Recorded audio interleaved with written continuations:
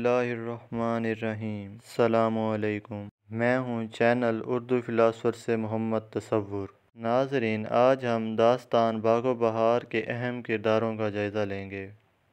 اس میں سے پہلا کردار ہے پہلا درویش۔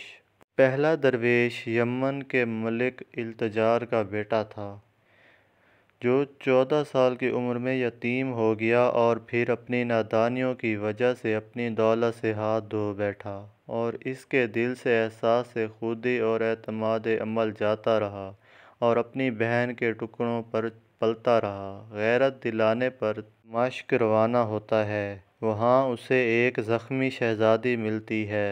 اس کا علاج وہ بڑی محبت سے کرتا ہے اور اس کا ہر حکم بجا لاتا ہے، لیکن شہزادی اس کی پرواہ نہیں کرتی، مگر وہ خوشامد کرتا رہتا ہے۔ دراصل خوشامد اس کی عادت بن چکی ہے۔ اس کے عشق میں چھچھورا پن ہے۔ اس کے علاوہ درویش مستقل مزاجی کی صفت سے بھی محروم ہے، اس لیے یوسف سوداگر سے بہت جلد متاثر ہو جاتا ہے۔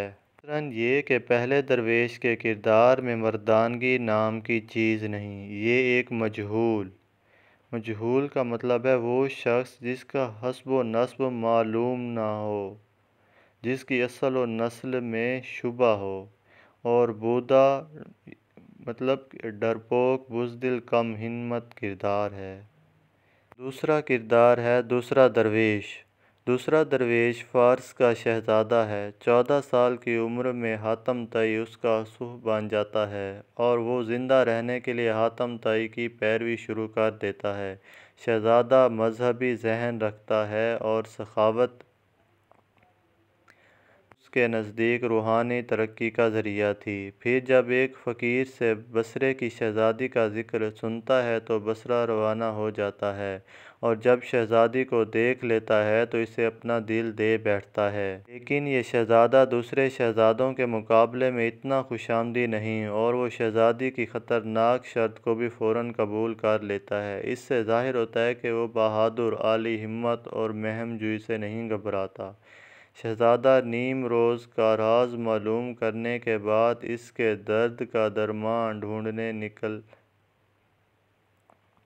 پڑتا ہے۔ بقول زہرہ معین، غم جاناں سے غم ہائے دگر تک کا سفر، یہ درویش کی آدمیت و انسانیت، اس کے دل کی گداختگی کا مطلب ہے وضاحتی تصاویر، گداختگی، ایثار و قربانی بحیثیت مجموعی، اس کے کردار کی بلندی پر دلالت کرتا ہے۔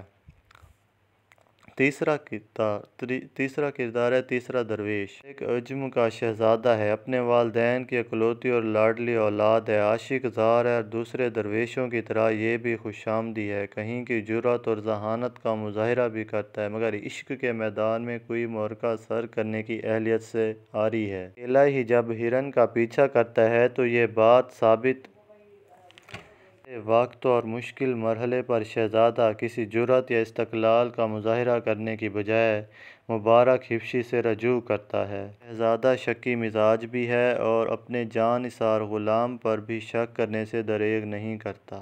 شہزادے کی عاقبت نہ اندیشی اس وقت انتہا کو پہنچ جاتی ہے جب وہ ملک صادق جیسے طاقتور جن اور اپنے باپ کے مخلص دوست کے ساتھ جنگ آزما ہو کر شکست سے دوچار ہوتا ہے۔